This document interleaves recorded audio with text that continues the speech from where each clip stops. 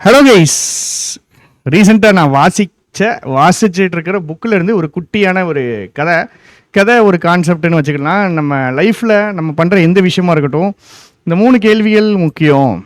இந்த 3 விஷயங்கள் முக்கியம். நம்ம படிக்கிறதா இருக்கட்டும், இல்லை கிளாஸ் எடுக்கிறதா இருக்கட்டும், என்னன்னாலும் 3 விஷயங்கள் முக்கியங்க. ஃபஸ்ட்டு வாட்ஸ், என்ன பண்ணுறோம். 2வது ஹவு, எப்படி பண்ணுறோம். 3வது ஏன் பண்ணுறோம், ஒய். இப்போ what, how and why. What, how and why, இதை கோல்டன் சர்க்கிள் அப்படிம்பாங்க.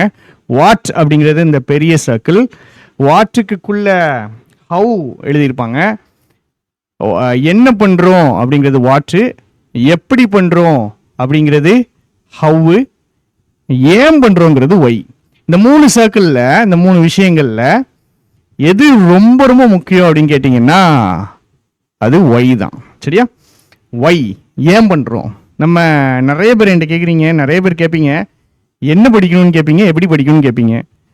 ஆனால் நான் உங்களுக்கு சொல்லி கொடுக்கணும்னு நினைக்கிறது, நீங்கள் ஏன் படிக்கிறீங்கன்றதை ஸ்ட்ராங் பண்ணுங்க. ஏன் படிக்கிறீங்க அப்படிங்கிறத ஸ்ட்ராங் பண்ணுங்க. எதுக்காக நம்ம படிக்கிறோம், ஏன் இவ்வளோ எஃபர்ட் போடுறோம், என்ன காரணம், என்ன பர்பஸ். வெறும் ஒரு வேலைக்காகவா, ஒரு பேச்செக், ஒரு சம்பளத்துக்காகவா, ஏதோ ஒரு இடத்துல போய் வேலை பார்க்கணும், ஏதோ ஒரு வேலைங்கிறதுக்காகவா, இல்லை அதையும் தாண்டியா.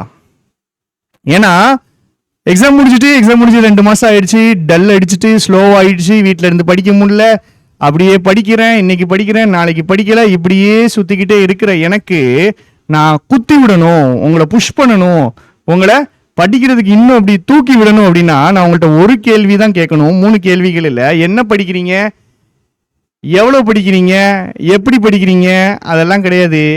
ஏன் படிக்கிறீங்க, ஒய், ஏன் படிக்கணும், ஏன் நான் என்னை புஷ் பண்ணணும், ஏன் நான் எஃபர்ட் போடணும், ஏன் நான் எக்ஸ்ட்ரா ஸ்டெப்ஸ் எடுக்கணும், எதுக்காக நான் பண்ணணும் அப்படிங்கிறதுக்கு பதிலை தேடுங்க. அந்த பதில் உங்கள்கிட்ட இருக்கும், உங்க கூட இருக்கும், உங்க மனசுக்கு ஞாபகம் வரும். அது கண்டிப்பா ஒரு சாதாரண ஒரு வேலை இருந்தா போதும் சார் அப்படிங்கிறதுக்கும், வீட்டில் என்னை நம்பியிருக்காங்க சார் அப்படிங்கிறதுக்கும், சார் ஏதோ சம்பளம் வந்தா போதும் சார் அப்படிங்கிறதுக்கும், நான் பாஸ் ஆயிடுவேன்னு என் மேல நம்பிக்கை வச்சிருக்காங்க சார் அப்படிங்கிறதுக்கும் வித்தியாசம் இருக்கு. சரியா? ஸோ ஏன் படிக்கணுன்றதை மறந்துடாதீங்கம்மா. மறந்துடுவோம், நம்ம நிறைய டைம் மறந்துடுவோம், ஓடிக்கிட்டே இருக்கோம், என்னோ பண்ணிக்கிட்டே இருக்கோம், அப்படியே இது பண்ணிக்கிட்டே இருக்கோம், அப்படியே ஸ்லோவாயிட்டே வரும். ஏன் படிக்கிறோங்கிறத மறந்துடாதீங்க. யாருக்காக படிக்கிறோம், என்ன காரணத்துக்காக படிக்கிறோம். ஏதோ காசு வரணும், ஏதோ ஒரு வேலை அப்படிங்கிறக்காக கிடையாது. நம்மளால முடியாதுன்னு சொன்னவங்க முன்னாடி கெத்த நின்று காமிக்கணும்னு படிக்கிறோம்.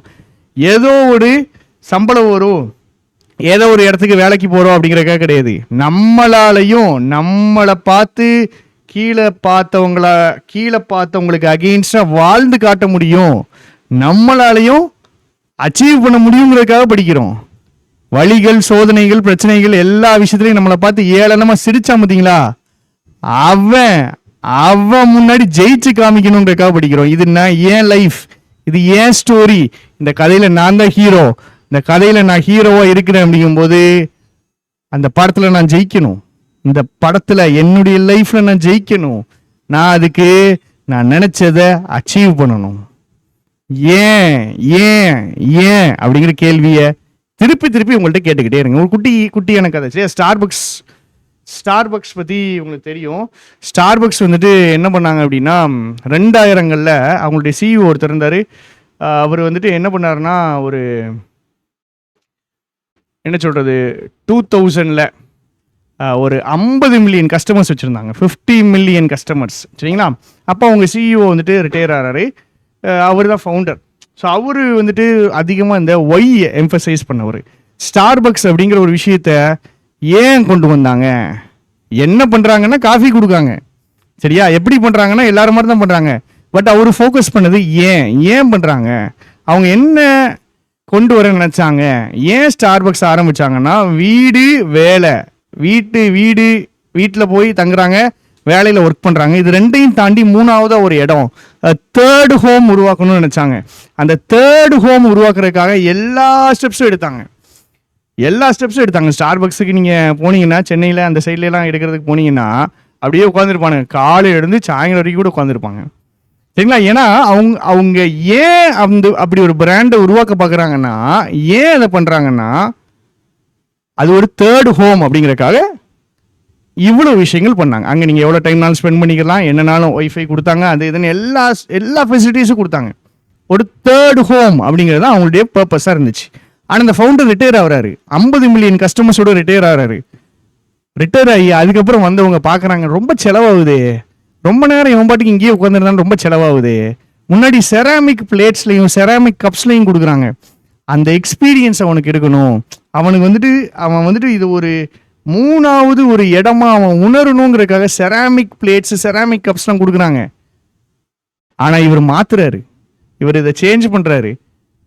செலவாகும், இப்படிலாம் பண்ண முடியாது, செராமிக்லாம் கொடுக்க முடியாது. காஃபி கப்பு பேப்பர் கப்பு கொடுத்தாங்க. பேப்பர் கப்பை பார்த்த உடனேயே கஸ்டமர்ஸ் அங்கிருந்து விலக ஆரம்பிக்கிறாங்க, போக ஆரம்பிக்கிறாங்க. பயங்கரமாக அடி வாங்குது, மற்ற காம்படிட்டர்ஸ் அடிச்சு மேலே ஏறி வராங்க. அப்போ இந்த ஃபவுண்டரை திருப்பி ஒரு நாள் கூப்பிடுறாங்க. திருப்பி கூப்பிடும்போது தான் அவர் தெளிவாக உங்களுக்கு உணர வைக்கிறாரு, நீங்கள் என்ன பண்ணணும்னு பார்க்குறீங்க, எப்படி பண்ணணும்னு பார்க்குறீங்க, ஆனால் ஏன் இந்த கம்பெனி ஏன் ஃபவுண்ட் பண்ணாங்க, ஏன் எஸ்டாப்ளிஷ் பண்ணாங்கன்னு மறந்துட்டீங்கிறார். எஸ்டாப்ளிஷ் பண்ணதுக்கான பர்பஸ், எஸ்டாப்ளிஷ் பண்ணதுக்கான ரீசன், அதை மிஸ் பண்ணிட்டீங்க, அதனால இந்த பிரச்சனை வருது அப்படிங்கிற மாதிரி பேசுறாரு. சேம் நமக்கும் தாங்க, சேம் நமக்கும் தான். நம்ம எங்கேயோ போயிட்டே இருப்போம், அப்படியே லைஃப் வந்துட்டு ட்ரிஃப்ட் ஆகி அப்படியே எங்கிட்டோ இழுத்துட்டு போகும் நம்மளை. ஆனால் டக்குன்னு ஒரு செகண்ட்ல ஒய் அப்படிங்கிற அந்த கொஸ்டினை கேளுங்க. ஒய் அப்படிங்கிற அந்த ஒரு கொஸ்டின்ல பயங்கர பவர் இருக்கு. ஒய் அப்படிங்கிற அந்த ஒத்த கொஸ்டின் உங்க லைஃபை மாற்ற முடியும். அந்த ஒய்க்கு ஆன்சர் ஏதோ ஒரு வேலையோ, ஏதோ ஒரு சம்பளமோ, ஏதோ ஒரு ஜாப், ஏதோ ஒரு காசு அப்படிங்கிறது கிடையாது. நம்ம ஒய் ரொம்ப ரொம்ப ஸ்ட்ராங். நம்மளை புஷ் பண்ற அளவுக்கு, மோட்டிவேட் பண்ற அளவுக்கு, நம்மளை பிடிச்சி இழுத்து தள்ளி படிக்க வைக்கிற அளவுக்கு ஸ்ட்ராங். அதை ஞாபகம் வச்சுக்கிடுங்க. ஏன் படிக்கிறீங்க, ஏன் இந்த ஃபீல்டுக்குள்ள வந்தீங்க, ஏன் இவ்வளோ கஷ்டப்படுறீங்க, ஏன் இவ்வளோ எஃபர்ட் போடுறீங்கன்றத மறந்துடாதீங்க. தேங்க்யூ.